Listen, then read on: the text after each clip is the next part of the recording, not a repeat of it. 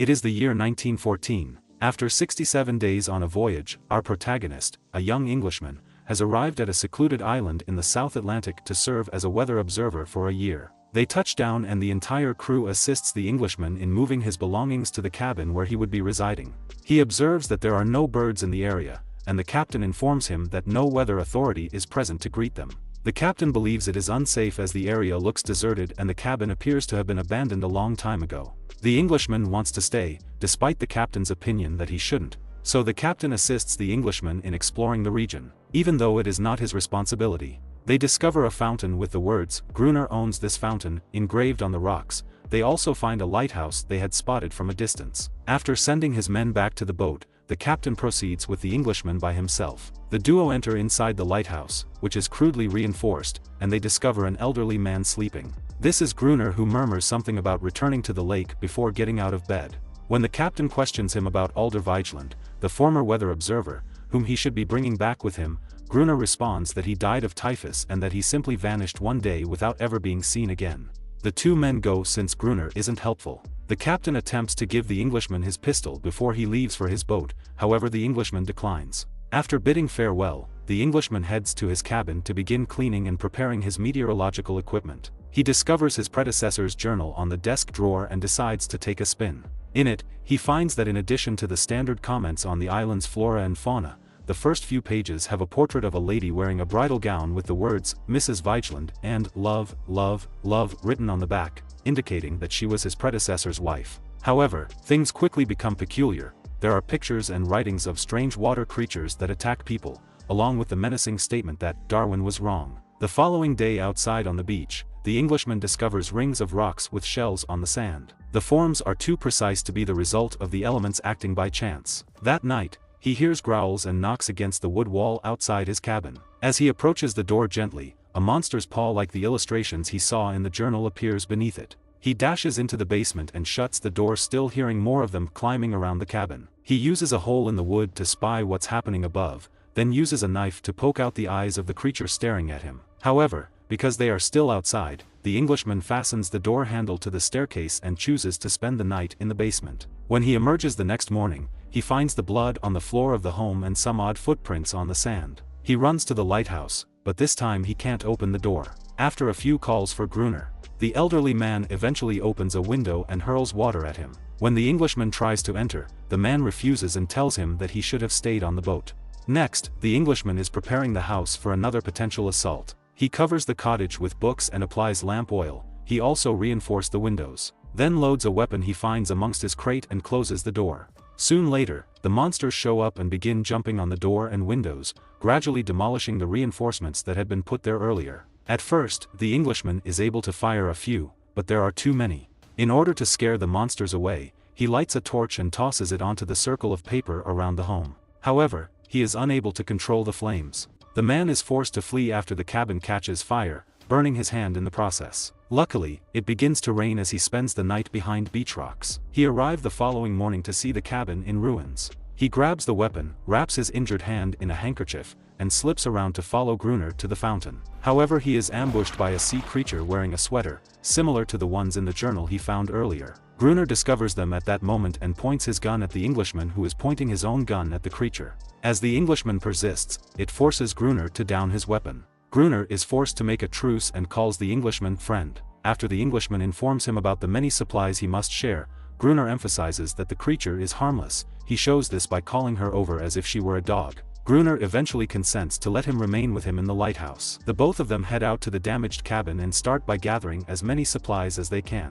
Friend informs Gruner that he believes the last weatherman was taken by the animals after being left alone in the home, rather than dying of typhus. But Gruner doesn't confirm or deny it. He just informs him that it is getting close to dusk and they must go.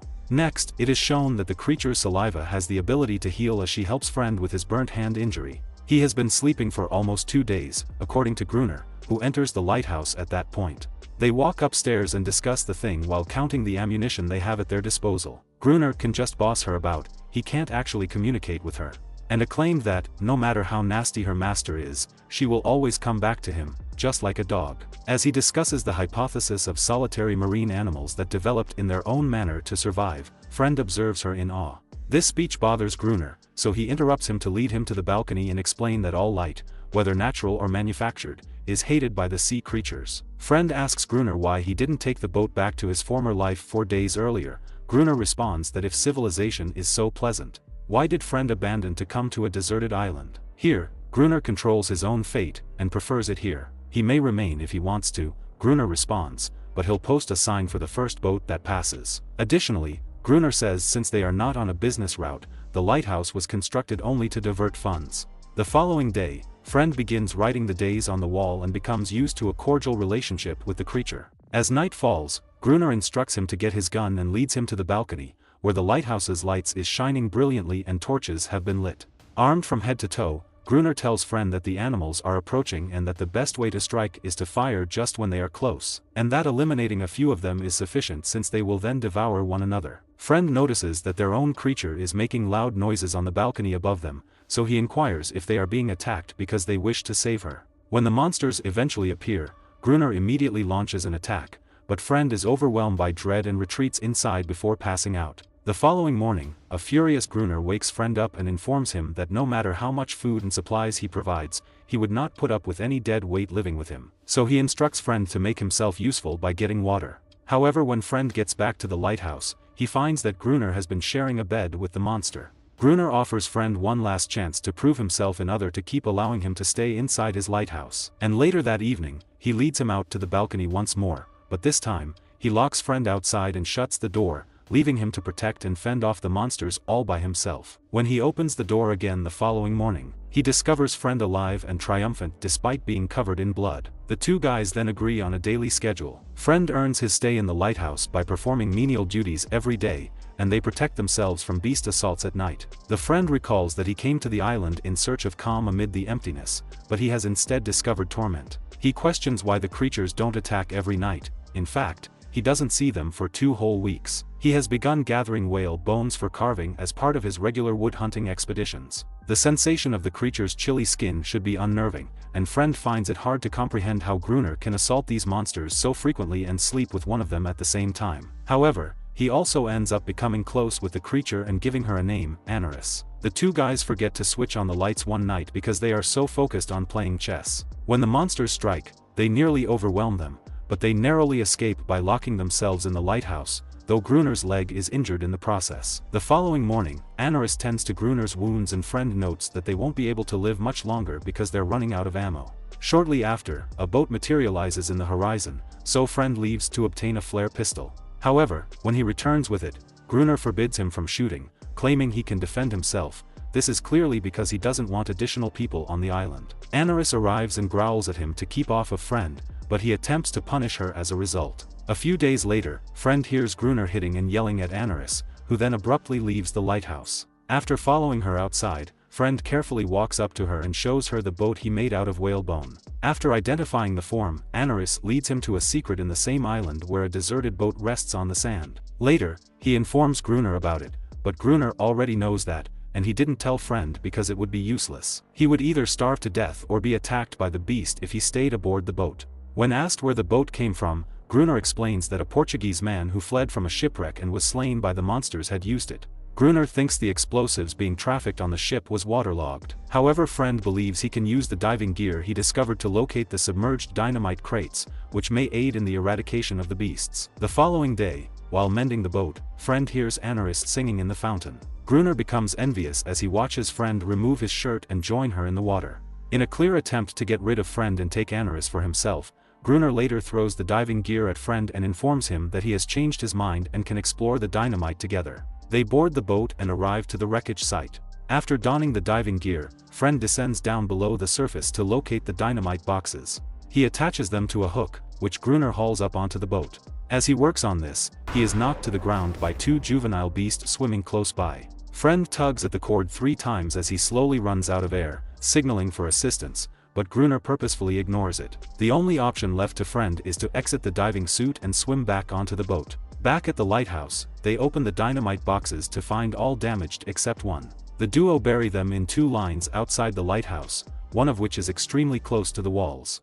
As winter approaches, snow begins to fall. There are no creature assaults for a week. Friend learns one morning that Gruner had spent the night on the balcony, nearly freezing to death with his hand on the dynamite detonator. He disconnects the wires from the detonator before leading Gruner inside the lighthouse. There are no more monster assaults for 3 weeks. Gruner believes Anaris has alerted her companions. Gruner brings Anaris up to the balcony and forces her to perform that evening while Friend remains by the open door, surrounded by lighting. The beast sees the opportunity to enter the lighthouse and launch an assault. Gruner attempts unsuccessfully to set off the bomb while Friend heads upstairs and shoots them. Therefore, until Friend arrives to join the wires to the detonator. When he is finished, the lever is pushed, causing the dynamite on the furthest line to explode, so eliminating the majority of the animals. This excites Gruner, who pushes the lever once again in defiance of Friend's warnings and detonates the nearest line of dynamite, knocking them both out. The next morning, they walk out to see the damages. Friend finds a bone necklace on one of the beasts, a sign of intelligence, he thought.